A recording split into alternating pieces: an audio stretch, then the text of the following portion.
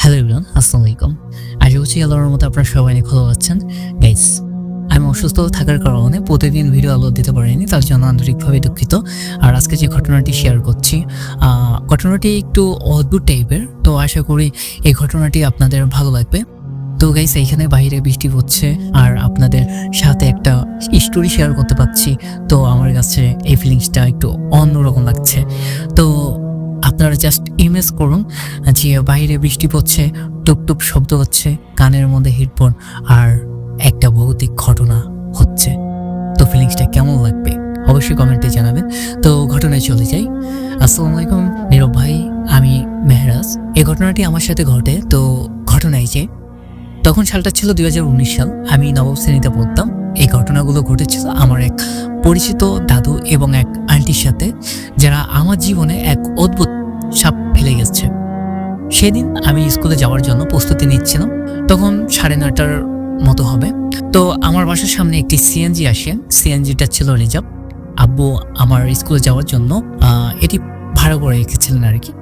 তো তাকে মাসে 1500 টাকা দিতে হয়। কিন্তু সেদিন হঠাৎ আব্বু আম্মু ফোন করে জানান আমার ওই দাদুর অবস্থা খুব খারাপ। উনি কথা বলতে পারছেন না, শরীর শুকিয়ে যাচ্ছে। আমার পরিবারের সবাই তড়িঘড়ি করে দাদুকে দেখতে চায়। আমি স্কুলে থাকায় সেদিন আর যেতে পারিনি। প্রথমে সবাই ভেবেছিল এটি সাধারণ কোনো অসুখ, কিছুদিন পর ঠিক হয়ে যাবে। কিন্তু সবার ধারণা ভুল প্রমাণিত হলো। দিন যত যাচ্ছিল দাদুর অবস্থা ততই খারাপ হচ্ছিল। দাদু সবাইকে স্পষ্টভাবে বলে দিয়েছিলেন তাকে যেন কোনো ডাক্তারের কাছে না নেওয়া হয় বা কোনো হাসপাতালে ভর্তি না করা হয়। ওনার শরীরে স্যালাইন দেওয়ার মতো শক্তিও ছিল না, তাই কেউ আর জোর করেনি। আমরা কয়েকবার গিয়েছিলাম দাদুকে দেখতে। এক শনিবার আমরা সবাই আবার দাদুকে দেখতে গিয়েছিলাম। তখন ওনার অবস্থা খুবই শোচনীয়। আমার দুই চাচা মিলে সিদ্ধান্ত নেন দাদুকে ডাক্তারের কাছে নিয়ে যাবেন। অনেক বোঝার পর দাদুও শেষ পর্যন্ত রাজি হন। ডাক্তার সব পরীক্ষা করে জানান দাদুর ক্যান্সার হয়েছে, তাও শেষ পর্যায়ে। বাঁচার কোনো সম্ভাবনা নেই। দুঃখজনকভাবে সেই রাতেই দাদু ইন্তেকাল করেন। এখানে বলে রাখা ভালো, দাদুর মৃত্যুর 1 বছর আগে থেকে মানসিকভাবে অসুস্থ ছিলেন। কারোর সাথে কথা বলতে চাইতেন না, একা থাকতেন, উচ্চ শব্দ সহ্য করতে পারতেন না। মৃত্যুর 2 মাস আগে উনি বাসা ছেড়ে অন্য জায়গায় চলে যান। দাদুর আম্মু অনেক অনুরোধ করেছিলেন যেন উনি বাসা ছেড়ে না চলে যান, কিন্তু দাদু কারো কথা শুনেনি। সবাই রাগারাগি করলেও, দাদুর আম্মুর কান্নাকাটি করলেও উনি তার সিদ্ধান্ত থেকে এক মুহূর্তের জন্য লড়বে না। অদ্ভুতভাবে প্রতি রাতে দাদু কবরস্থানে গিয়ে হাঁটতেন। আরও অনেক অদ্ভুত ঘটনা ঘটত যা আমার পুরোপুরি মনে নেই। দাদুর মৃত্যুর ঠিক 1 বছর কয়েক মাস পর আমার ওই আন্টি গুরুতরভাবে অসুস্থ হয়ে পড়েন। হঠাৎ করে তাকে হাসপাতালে ভর্তি করা হয়, কিন্তু কোনো রোগ ধরা পড়েনি। শেষে ডাক্তার জানান বেঁচে থাকার সম্ভাবনা খুবই কম, বাসায় নিয়ে যাওয়াই ভালো। সবাই তাই করল। আন্টির আম্মু তাকে বাঁচাতে হুজুর বা কবিরাজের পরামর্শে জিনদের উদ্দেশ্যে ছাগল গরু বলি দিয়েছিলেন। আন্টিকে ভাড়া বাসায় নিয়ে যাওয়া হয়, অনেক হুজুর কবিরাজ দেখানো হয়, কিন্তু কোনো কিছুতেই কাজ হয়নি। অসুস্থতার 2-3 মাস পর আন্টিও ইন্তেকাল করেন। অদ্ভুত ব্যাপার হলো, দাদু আর আন্টির মৃত্যুর কয়েক মাস আগে আমি একটি স্বপ্ন দেখি। স্বপ্নে আমাদের বাসায় নতুন বউয়ের দাওয়াত চলছে। হঠাৎ দেখি দাদু, আন্টি আরও কিছু মানুষ আমাদের দরজার সামনে এসে দাঁড়িয়ে আছে। আন্টি আর দাদু একসাথে হাসছিলেন, তাদের হাতে ফল ফোটো। তাদের দেখে আমার ভীষণ ভয় হচ্ছিল, ভয় যেন বুকটা কেঁপে উঠছিল।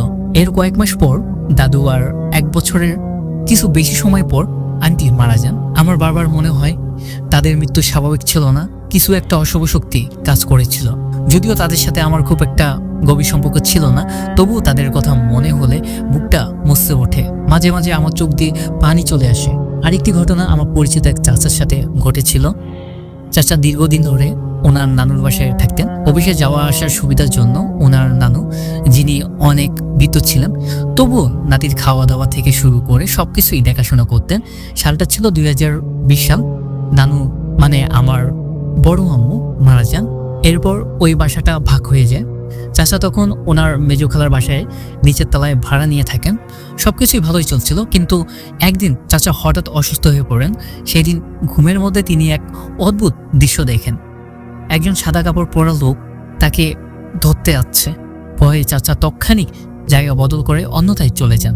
কিন্তু কিছুদিন পর আবার ঘুমের ঘরে তিনি দেখেন একটা সাদা কাপড় পরা লম্বা মানুষের মতো আকৃতি যার মুখ কুকুরের মতো।